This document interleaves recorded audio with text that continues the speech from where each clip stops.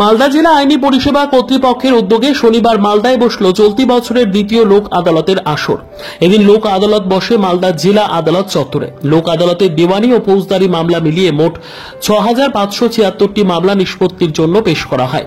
এ প্রসঙ্গে মালদা জেলা আইনি পরিষেবা কর্তৃপক্ষের সচিব প্রিয়াঙ্কা বোস জানান, লোক আদালত আইনি সমস্যা সমাধানের একটি বিকল্প উপায়, যেখানে আইনজীবী ছাড়াই সাধারণ মানুষের নিজেদের আইনি সমস্যার কথা আদালতের সামনে তুলে ধরতে পারে। লোক আদালতে জমিজমা উচ্ছেদ, বিবাহজনিত সমস্যা, ইলেকট্রিক বিল, ব্যাংক সহ বিভিন্ন ধরনের দেওয়ানি ও ফৌজদারি মামলার নিষ্পত্তি হয়।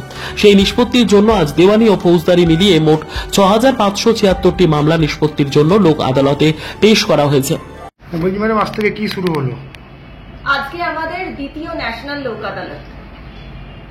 আমাদের ন্যাশনাল লোক আদালত হচ্ছে মামলা বা আইনি সমস্যা সমাধানের একটি বিকল্প উপায়, যেখানে মানুষ আইনজীবী ছাড়াই নিজেদের সমস্যা কোর্টের সামনে তুলে ধরতে পারে।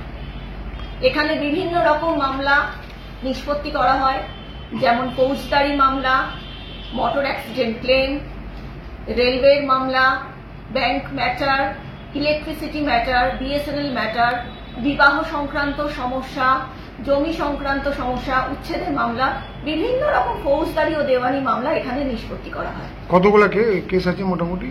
এবার আমাদের প্রি লিটিগেশন মানে যেটা মামলার পূর্ববর্তী যে সমস্যা, সেগুলো হচ্ছে ৫,৩১৬টা, এবং পোস্ট লিটিগেশন মানে পেন্ডিং মামলা যেগুলো রয়েছে সেগুলো হচ্ছে ১২৭০। মোট ৬,৫৮৬টি মামলা রেফার করা হয়েছে।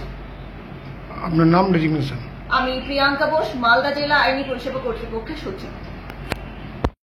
Bureau report, news for Bengal. This channel does not promote or encourage any illegal activities. All contents provided by this channel is meant for educational purpose only.